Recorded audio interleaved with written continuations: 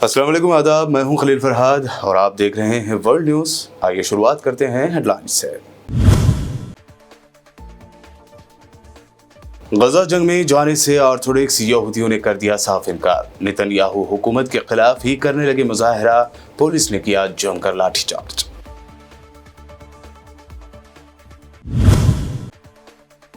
Israel पर Iran करेगा ऐसा नाकाबिले यकीन और अचानक हमला कि सियोनी रियासत रह जाएगी तंग। दुनिया फिर कभी ईरान पर हमले की नहीं करेगी जुर्रत। अक़वाम मुत्तहिदा में ईरानी मिशन का ऐलान। रूसी सदर व्लादिमीर पुतिन ने अपने चेचनिया दौरे के दौरान जामे मस्जिद का किया दौरा। तोहफे में मिले कुरान के नुस्खे को सीने से लगाया और चूमा। सूरह अनफाल की आयत के तर्जुमा की बगौर समाअत भी की।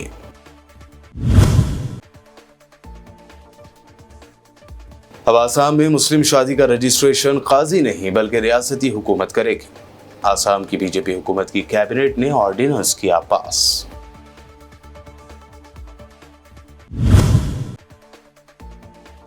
संजय सिंह ने कहा, मजहबी मामले में हुकूमत की मदाखलत नहीं होगी, ऐसा आइन में लिखा है। लेकिन पीएम मोदी पर अपने दोस्त अडानी को वक्फ बिल के जरिए वो देना चाहते हैं जमीनें।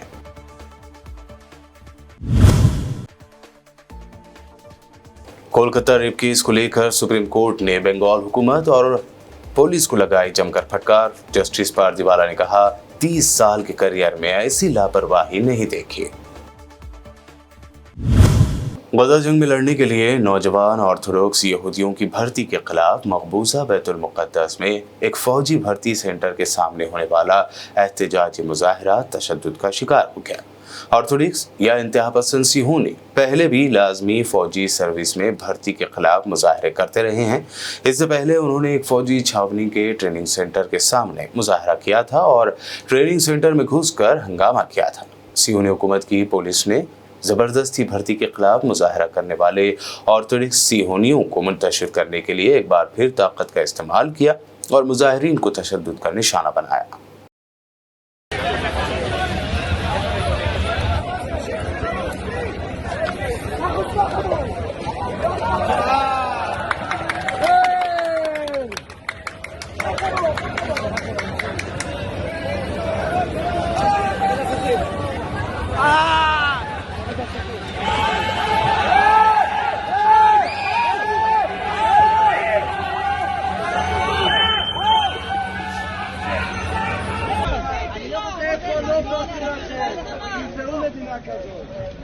Hallo, hallo.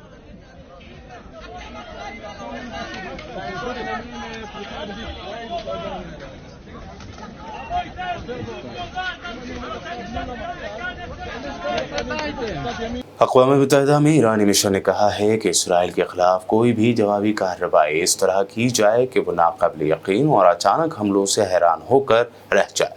अमेरिकी अखबार वॉल स्ट्रीट जर्नल के मुताबिक अक़वाम मुत्तहिदा में ईरानी मिशन की जानिब से जारी बयान में कहा गया है कि इसराइल पर जवाबी हमले का एक मकसद ये भी होना चाहिए कि मुस्तकबिल में किसी को भी ईरान पर हमले की ज़रूरत ना हो। अक़वाम मुत्तहिदा में ईरानी मिशन ने अपने बयान में जोर दिया कि ईरान इसराइल के खिलाफ इंतहाई अचानक और मुकम्मल तौर पर गैर मुतवक्को जवाबी कार्रवाई इस तरह करेगा कि इसराइलियों की आंखें आसमान या रडार स्क्रीनों पर जमी हों और अचानक ज़मीन या फ़ज़ा से या फिर दोनों अतराफ से अचानक और नाकाबिल यकीन हमलों से वो दंग हो जाएं। गजा में इसराइली फ़ौज की जानिब से मज़लूम फ़लस्तीनियों के कत्लेआम का सिलसिला जारी है। ऐसे में लेबनान से इसराइल के जुनूब में 40 से ज़ायद मिसाइल और बड़ी तादाद में ड्रोन हमले किए गए हैं। गैर मुल्की ज़राए इब्लाग के मुताबिक इसराइली फ़ौज का अपने बयान में कहना है कि लेबनान के जुनूब से इसराइल के शुमाली हिस्से पर 40 मिसाइल फायर किए गए हैं। बयान में कहा गया कि शाम के वक्त भी इसराइल के नॉर्थ में ड्रोन तैयारों से हमला किया गया है। इसराइल के एयर डिफेंस सिस्टमों ने बाज़ ड्रोन्स तैयारों को गिरा दिया और बाज़ गोलान पहाड़ियों पर गिर गए। हमलों में किसी किस्म के जानी नुकसान की इत्तला नहीं है।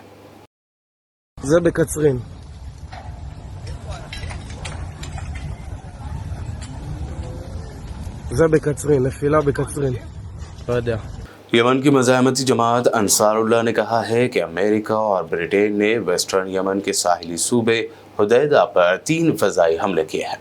अंसारुल्लाह की तरफ से जारी एक बयान अल मसीरा चैनल ने रिपोर्ट किया, जिसमें बताया गया है कि अमेरिकी और बरतानवी जारहियत ने हुदैदा के अल सलीफ गवर्नरेट और 3 फ़िज़ाई हमलों से उसे निशाना बनाया। चैनल ने इन हमलों के नताइज के बारे में इजाफी तफसीलात फराहम नहीं की और अमेरिका और ब्रिटेन की तरफ से कोई तबसरा नहीं किया गया। उधर गुज़िस्ता 8 दिनों से यमन में तूफ़ानी बारिशों और सैलाब से मुतासर अफराद की तादाद बढ़ती जा रही है। बारिशों से मुतासर होने वाले ख़ानदानों की तादाद एक बार फिर बढ़कर 38,000 ख़ानदानों और हज़ारों अफराद तक पहुँच गई है। अक़वाम मुत्तहिदा के ऑफिस ने वजाहत की है कि सैलाब ने घरों, इमलाक, खेतों और अवामी इंफ्रास्ट्रक्चर को शदीद नुकसान पहुँचाया है। हुदैदा, हज्जा, मारिब, सादा और तास की गवर्नरियाँ सबसे ज़्यादा मुतासर हुई हैं। तवक्कात हैं कि यमन में सख्त मौसम आइंदा सितंबर तक जारी रहेगा।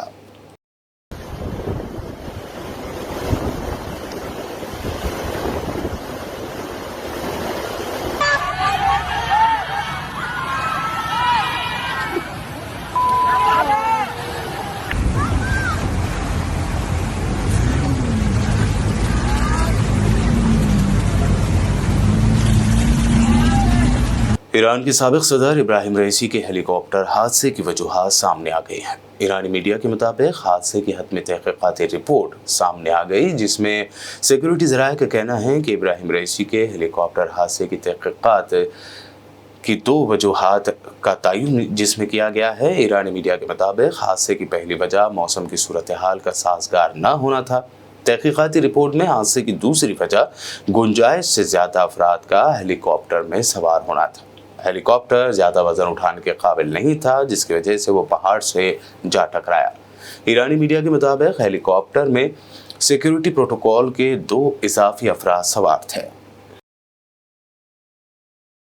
रूस के सदर व्लादिमीर पुतिन की कुरान पाक को बोसा देकर सीने से लगाने की वीडियो सोशल मीडिया पर सारिफीन की तवज्जो का मरकज़ बन गए। मीडिया रिपोर्ट के मुताबिक व्लादिमीर पुतिन ने जमहूरिया चेचनिया के गैर तयशुदा दौरे के दौरान मुस्लिम अक्सरियती इलाके में जामा मस्जिद ईसा अलैहिस्सलाम का दौरा किया। चेचनिया के सरबराह रमज़ान क़ादिरोव और जमहूरिया के मुफ्ती आज़म ने मस्जिद आमद पर रूसी सदर का इस्तकबाल किया। मस्जिद के दौरे के दौरान व्लादिमीर पुतिन को न सिर्फ कुरान पाक का नादिर नुस्खा तोहफे में पेश किया गया, बल्कि मुफ्ती आज़म ने सूरह अनफाल की आयत की तिलावत की और मुअज़्ज़िज़ मेहमान को रूसी ज़बान में इसका तर्जुमा पढ़कर सुनाया। सोशल मीडिया पर वायरल वीडियो में देखा जा सकता है कि रूसी सदर ने कुरान पाक को एहतराम के साथ हाथों में उठाया और बोसा देकर अपने सीने से लगा लिया। उन्होंने मुक़द्दस किताब को हाथ में लिए रमज़ान क़ादिरोव और मुफ्ती आज़म के साथ तस्वीर भी खिंचवाएं। Благодарим вас от всего чеченского народа, от мусульман.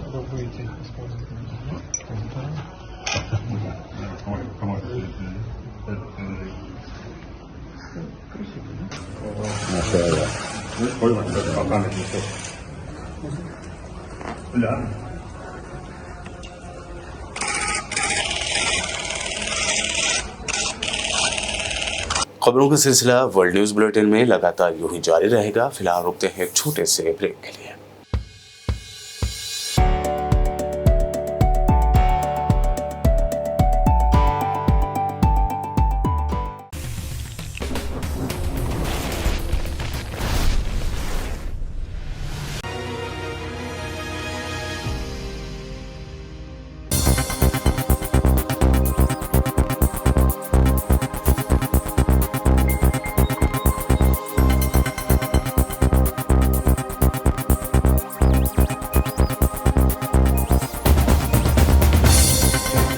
ब्रेक के बाद आइए अब देखते हैं अहम नेशनल न्यूज़।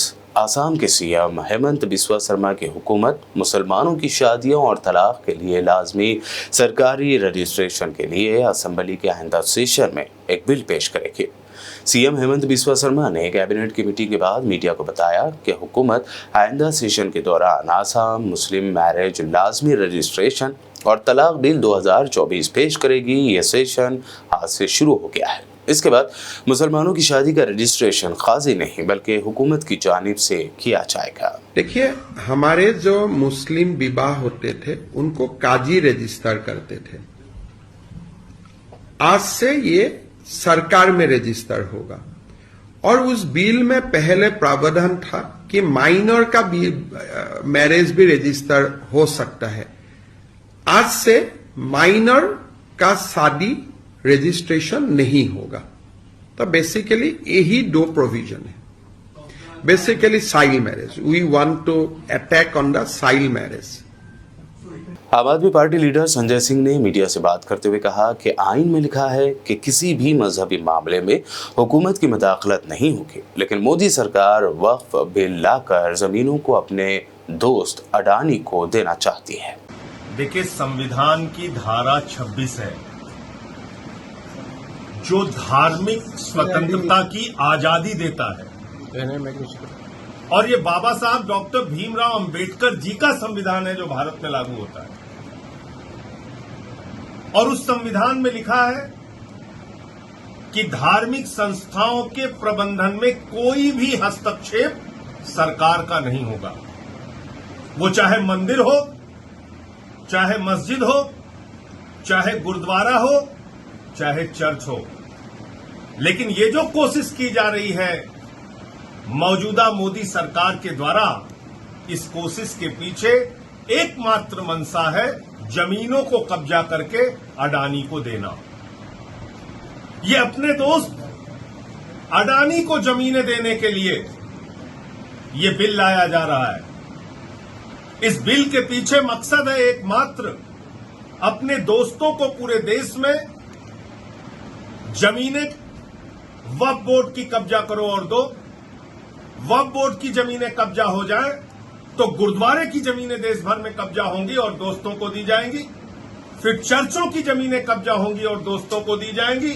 फिर मंदिरों की जमीनें कब्जा होंगी और दोस्तों को दी जाएंगी। और ये बात मैं पूरे प्रमाण के साथ कह रहा हूं। रेल की जमीन अपने दोस्तों को दी, सेल की जमीन अपने दोस्तों को दी, भारतीय सेना की 13,000 एकड़ जमीन अयोध्या में अपने दोस्त अडानी को दी।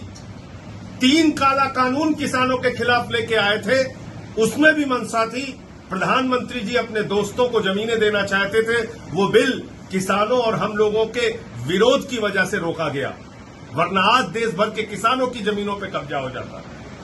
दलितों की जमीनें कब्जा करके दोस्तों को देना है, आदिवासियों की जमीनें कब्जा करके दोस्तों को देना है। तो ये बिल गैर संवैधानिक है, संविधान की धारा 26 के विरुद्ध है और कोई भी बिल संविधान के विरुद्ध नहीं आ सकता। विरोध करेंगे आप इसका? निश्चित रूप से विरोध करेंगे। अच्छा, एक विषय करवा रहा है, निश्चित रूप से विरोध करेंगे। तू कौन मैं खामखा? भाई, जिसमें सरकार के हस्तक्षेप का कोई मतलब नहीं है, आप उन धार्मिक कार्यों में, धार्मिक संस्थाओं में हस्तक्षेप कर रहे हैं। कल को आप मंदिरों की जमीनें कब्जा करेंगे, गुरुद्वारों की जमीनें आप कब्जा करेंगे, चर्चों की जमीनें कब्जा करेंगे। तो जो भारत के संविधान की धारा 26 कहती है, जिसमें धार्मिक संस्थाओं के प्रबंधन की स्वतंत्रता है, धार्मिक अपने सभी कार्यों को अपने धर्म के मुताबिक संपादित करने की स्वतंत्रता है, उसका क्या होगा? उस संविधान के अधिकार का क्या होगा? आप भारत के संविधान में दिए गए अधिकार को छीनना चाहते हैं, इसलिए इसका विरोध करेंगे। कोलकाता रेप केस की समाअत के दौरान सुप्रीम कोर्ट ने बंगाल की ममता हुकूमत और पुलिस को जमकर फटकार लगाई है। अदालत ने कहा कि इस केस में संगीन लापरवाही बरती गई है। इससे पहले सीबीआई और कोलकाता पुलिस ने सीलबंद लिफाफे में अपनी रिपोर्ट सुप्रीम कोर्ट को सौंपी। केस सीजीआई डीवाई चंद्रचूड़ की बेंच के पास है। अदालत ने कहा कि डॉक्टर समेत हेल्थ सर्विस से जुड़े लोगों को काम पर लौटने दें और एक बार जब वो ड्यूटी पर लौट आए तो अदालत ओहदेदारों को उन पर कार्रवाई न करने के लिए मनाएगी। इस दौरान बेंच के एक और जज जस्टिस पार्थिवाला ने कहा कि उन्होंने 30 साल के करियर में ऐसी लापरवाही नहीं देखी। कोलकाता में डॉक्टर से रेप के बाद कत्ल मामले में मुल्क भर में एहतजाज किया जा रहा है। इस दरमियान तृणमूल कांग्रेस के एमएलए अभिषेक बनर्जी ने बड़ा दावा किया है। उन्होंने एक्स पर पोस्ट में लिखा कि गुज़िश्ता 10 दिनों के अंदर ही कोलकाता के वाक़े के बाद हिंदुस्तान के मुख्तलिफ हिस्सों में 900 से ज़्यादा रेप के वाक़यात हुए हैं। अभिषेक बनर्जी ने लिखा, हर दिन 90 रेप की रिपोर्ट दर्ज हो रही है, हर घंटे 4 और हर 15 मिनट में एक केस सामने आ रहा है। ऐसे में फैसलाकुन कार्रवाई की फौरी ज़रूरत है। हमें ऐसे मजबूत कवानीन की ज़रूरत है जो 50 दिनों के अंदर जुर्म साबित होने पर सबसे सख्त सज़ा दे सके। रियासती हुकूमतों को कार्रवाई करनी चाहिए और मरकज़ पर एक मुनासिब एंटी रेप कानून के लिए फौरी दबाव डालना चाहिए जो फौरी और सख्त इंसाफ यकीनी बना सके।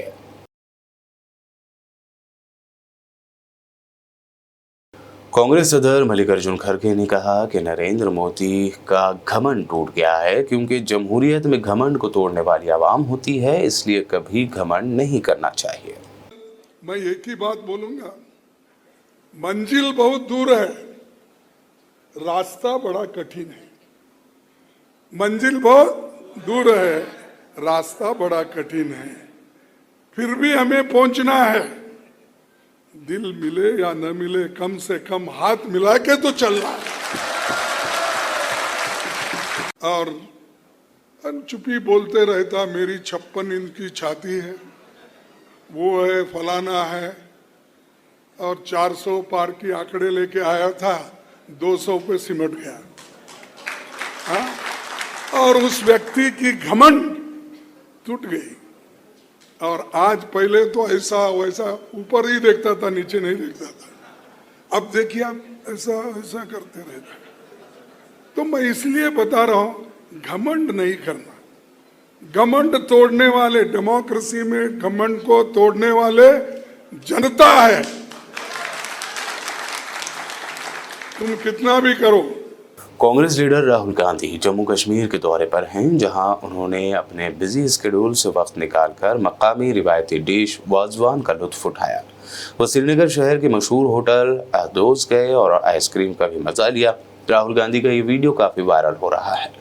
इस दौरान कश्मीर में उन्होंने एक पब्लिक मीटिंग से खिताब करते हुए कहा कि कश्मीर के साथ मेरा खून का रिश्ता है। खड़े होके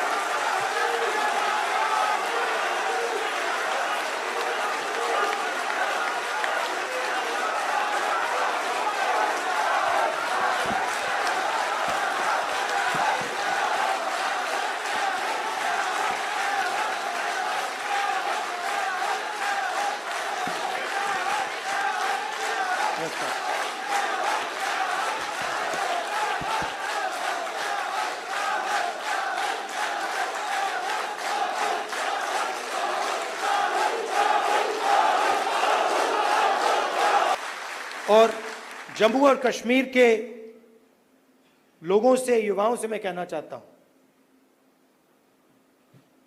नफरत के बाजार में मोहब्बत की दुकान खोलनी है। नफरत की काट नफरत से नहीं हो सकती है, नफरत की काट मोहब्बत से हो सकती है, और मिलकर हम नफरत को मोहब्बत से हराएंगे। धन्यवाद, नमस्कार। चुनाव में नरेंद्र मोदी जी की कॉन्फिडेंस को इंडिया गठबंधन ने खत्म कर दिया। आपने देखा होगा जो पहले नरेंद्र मोदी जी छाती फैला के आते थे, याद है आपको? यूं आते थे, अब यूं आते हैं।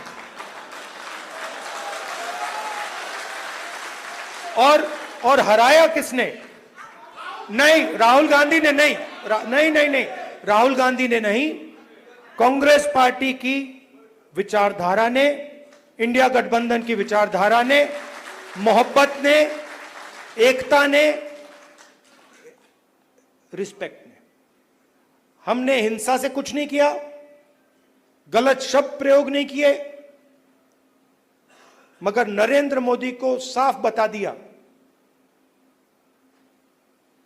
कि आप जो अपने आप को सोचते हो वो नहीं हो।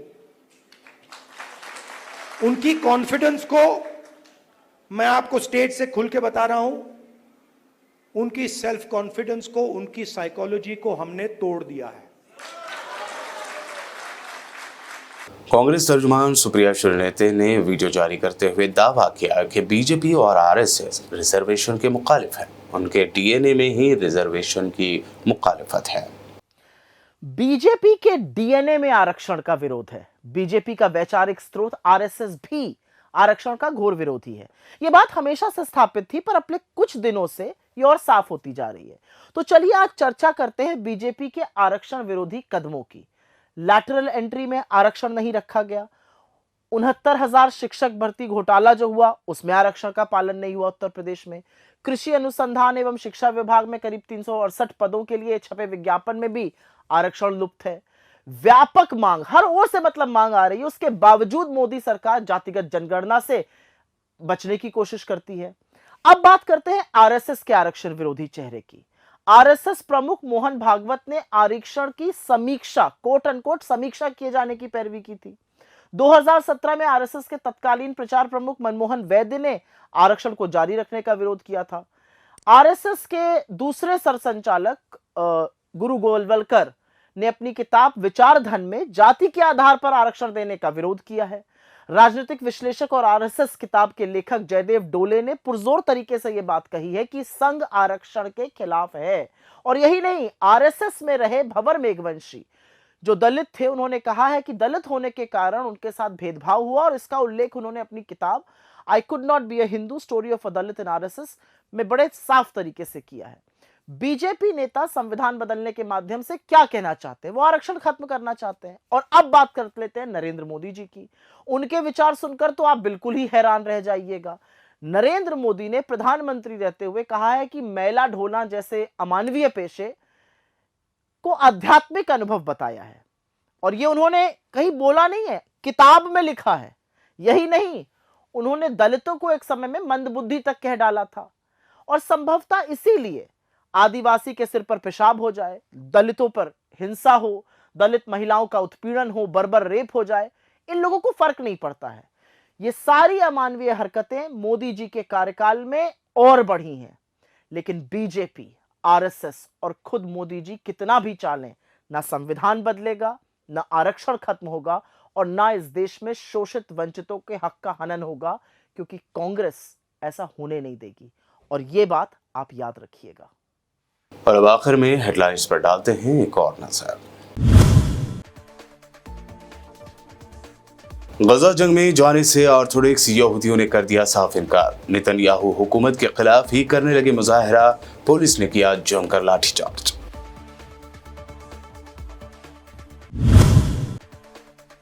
इसराइल पर ईरान करेगा ऐसा नाकाबिले यकीन और अचानक हमला कि सियोनी रियासत रह जाएगी तंग। दुनिया फिर कभी ईरान पर हमले की नहीं करेगी जुर्रत। अक़वाम मुत्तहिदा में ईरानी मिशन का ऐलान। रूसी सदर व्लादिमीर पुतिन ने अपने चेचनिया दौरे के दौरान जामे मस्जिद का किया दौरा। तोहफे में मिले कुरान के नुस्खे को सीने से लगाया और चूमा। सूरह अनफाल की आयत के तर्जुमा की बगौर समाअत भी की।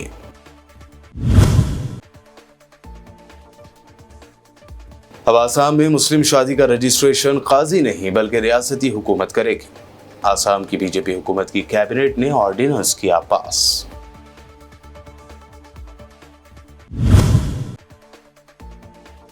संजय सिंह ने कहा, मजहबी मामले में हुकूमत की मदाखलत नहीं होगी, ऐसा आइन में लिखा है। लेकिन पीएम मोदी पर अपने दोस्त अडानी को वक्फ बिल के जरिए वो देना चाहते हैं जमीनें।